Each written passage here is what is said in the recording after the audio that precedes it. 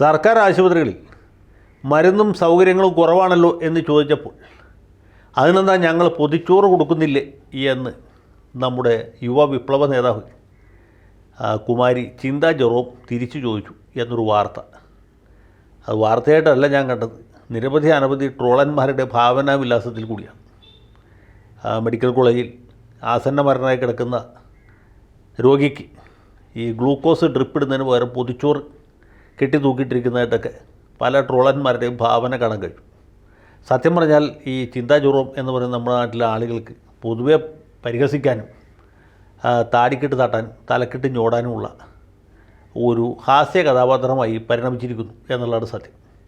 അങ്ങനെ പരിഹസിക്കപ്പെടേണ്ടുന്ന ഒരാളല്ല. ചിന്താ ജെറോം നല്ല ബുദ്ധിയും ഭാവനയും പ്രതിഭയുമുള്ള ഒരു ചെറുപ്പക്കാരിയാണ്. അവരെ സംബന്ധിച്ചിടത്തോളം അവർ AISFകാരിയായിട്ടാണ് രാഷ്ട്രീയ ജീവിതം തുടങ്ങിയെന്ന് കേട്ടത്.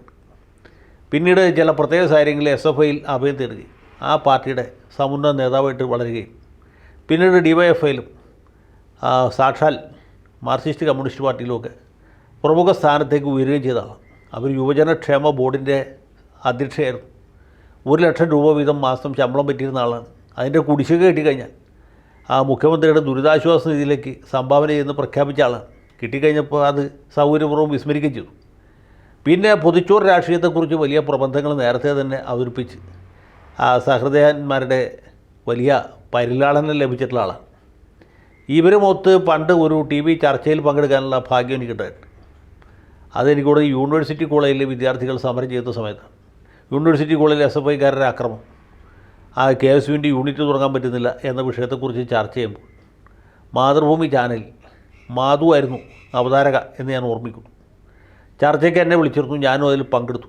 അന്ന് SFIയെ പ്രതികരിച്ച്, SFIക്കാരി അല്ലെങ്കിൽ പോലും SFIയെ പ്രതികരിച്ച് ചർച്ചയിൽ പങ്കെടുത്തത് കുമാരി ചിന്താ ജെറോമായിരുന്നു.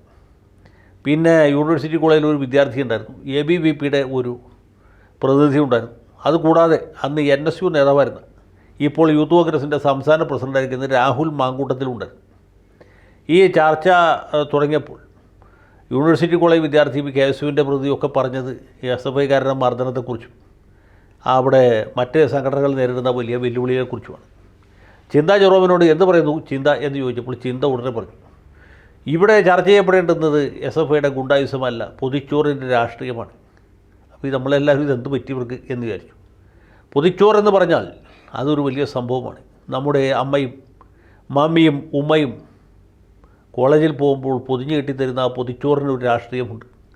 അപ്പോൾ ഇത് കേട്ട് ഞാൻ നോക്കുമ്പോൾ ഈ യൂണിവേഴ്സിറ്റി കോളേജ് വിദ്യാർത്ഥിക്ക് ചിരി അടക്കാൻ പറ്റുന്നില്ല. രാഹുൽ മാങ്കൂട്ടവും ചിരിക്കുകയാണ്, ABVPക്കാരനും ചിരിക്കുകയാണ്, മാധുവിന് ചിരി വരുന്നുണ്ട്. പക്ഷേ അവതാരകയായിട്ട് ചിരിക്കാൻ പറ്റിയില്ല. എനിക്ക് ചിരി വന്നുവെങ്കിലും ഞാൻ ചിരിച്ചില്ല. ഞാൻ വളരെ ബലം പിടിച്ച്, എൻ്റെ ജീവിതത്തിലെ ഏറ്റവും ബുദ്ധിമുട്ടിയ ഒരു സന്ദർഭമാണ്, മസിൽ പിടിച്ച് അങ്ങനെ ഇരുന്നു.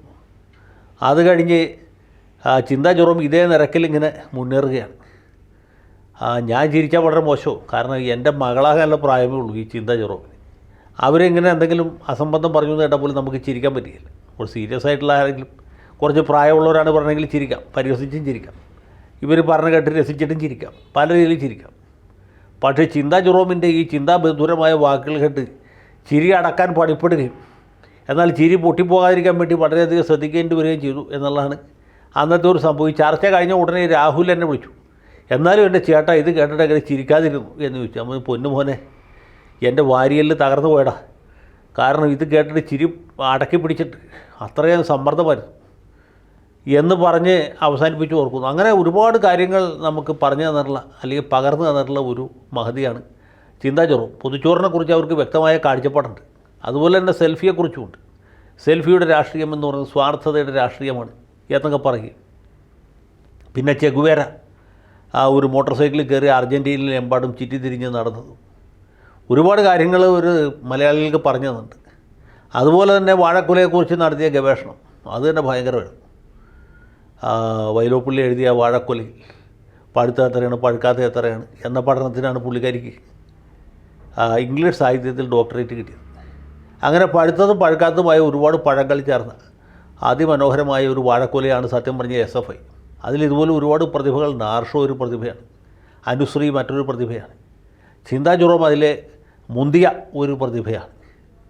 ഈ BCom തോറ്റവർ MComന് ചേരുന്ന, അല്ലെങ്കിൽ പഠിപ്പിക്കാത്തവർക്ക് എക്സ്പീരിയൻസ് സർട്ടിഫിക്കറ്റ് കൊടുക്കുന്ന, കോളേജ് യൂണിയൻ തെരഞ്ഞെടുപ്പിൽ മത്സരിക്കാത്ത ആൾ UUC ആയിട്ട് യൂണിവേഴ്സിറ്റി യൂണിയനിൽ പോകുന്ന, അവിടെ തെരഞ്ഞെടുപ്പിൽ മത്സരിക്കാൻ താല്പര്യപ്പെടുന്ന ഒരു മഹാസംഘടനയാണ് SFI. അപ്പോൾ അവരെ സംബന്ധിച്ചിടത്തോളം പൊതിച്ചോറ് എന്നൊക്കെ പറയുന്നത് വളരെ വികാരപരമായിട്ട് പ്രാധാന്യമുള്ളൊരു കാര്യമാണ്. അതുകൊണ്ടാണ് കുമാരി ചിന്താ ജെറോം ഈ പൊതിച്ചോറിൻ്റെ പ്രസക്തിയെക്കുറിച്ച്, പ്രാധാന്യത്തെക്കുറിച്ച്, ഇനി മരുന്നില്ലെങ്കിലും ഭക്ഷണം കിട്ടുന്നുണ്ട് എന്ന അർത്ഥത്തിലാണ് പറഞ്ഞത്. അതിനെ വാച്യാർത്ഥത്തിലെടുത്ത് അവരെ പരിഹസിക്കേണ്ട ഒരു കാര്യമില്ല. ട്രോളന്മാർക്ക് എന്തും ചെയ്യാം. പക്ഷേ ചിന്താ ജെറോം ഉദ്ദേശിച്ചത് ഇതാണ്.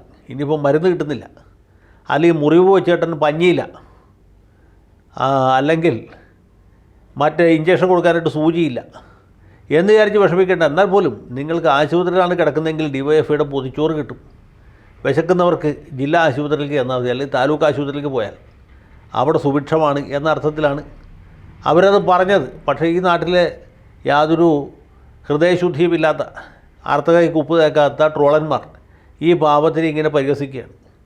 ജീവിക്കാൻ നിവൃത്തിയില്ലാത്ത ഒരു കുടുംബത്തിലെ അംഗമാണ് ചിന്താ ജെറോം എന്നാണ് നമ്മൾ മനസ്സിലാക്കിയിട്ടുള്ളത്. അവരുടെ വീടിൻ്റെ ഒരു ഭാഗം പൊളിച്ചപ്പോൾ ഒരു റിസോർട്ടിൽ പോയി കൊല്ലങ്ങളോളം താമസിച്ചു. അത് തന്നെ ഒരു വലിയ ത്യാഗമല്ലേ.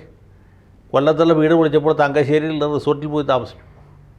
അങ്ങനെ റിസോർട്ടുകാർക്ക് അനർഹമായ പല ആനുകൂല്യങ്ങളും കിട്ടാനിടയായി എന്നുള്ള വേറൊരു കാര്യമാണ്. എങ്കിൽ പോലും അങ്ങനെ നിസ്വാർത്ഥമതിയായ ഒരു ചെറുപ്പക്കാരിയാണ് ചിന്താ ജെറോം. അവരെന്തെങ്കിലും പറഞ്ഞതിൽ നാക്കുപിഴ പറ്റിയിട്ടുണ്ടെങ്കിൽ അതിലിങ്ങനെ പരിഹസിക്കേണ്ട ആവശ്യമൊന്നുമില്ല. ഈ പൊതിച്ചോറിൻ്റെ രാഷ്ട്രീയം എന്ന് പറയുന്നത് സാർവദേശീയ അടിസ്ഥാനത്തിൽ തന്നെ ചർച്ച ചെയ്യപ്പെട്ടിട്ടുള്ളൊരു വിഷയമാണ്.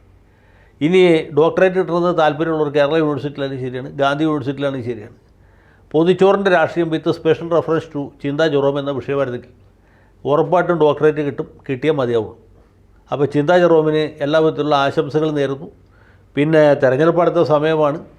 കഴിഞ്ഞ മുമ്പത്തെ തെരഞ്ഞെടുപ്പിൽ പ്രേമേന്ദ്രൻ്റെ വിജയത്തിന് വേണ്ടി ഏറ്റവും നല്ല പ്രവർത്തനം കാഴ്ചവെച്ച ഒരു മഹതിയാണ് ചിന്താ ജെറോം. കഴിഞ്ഞ തവണ ഈ യുവജനക്ഷേമ കോർപ്പറേഷൻ്റെ ചെയർപേഴ്സൺ ആയതുകൊണ്ടാണ് തോന്നുന്നു അങ്ങനെ ഒരു പങ്കാളിത്തം ഉണ്ടായില്ല. ഇത്തവണ ഏതായാലും പ്രത്യേകിച്ച് പദവികളും തസ്തികകളൊന്നും ഇല്ലാത്ത സ്ഥിതിക്ക് കൊല്ലത്തും സമീപത്തുള്ള എല്ലാ മണ്ഡലങ്ങളിലും നന്നായിട്ട് പ്രസംഗിക്കണം. UDF സ്ഥാനാർത്ഥികൾ ഒരു കാരണവശാലും തോക്കാതിരിക്കാനുള്ള സാഹചര്യം ചിന്താ ജെറോമിന് മാത്രമേ സൃഷ്ടിക്കാൻ കഴിയുള്ളൂ. അവർക്ക് എല്ലാ വിജയങ്ങളും ആശംസിക്കുന്നു. ഇൻക്വിലാബ് സിന്ദാബാദ്.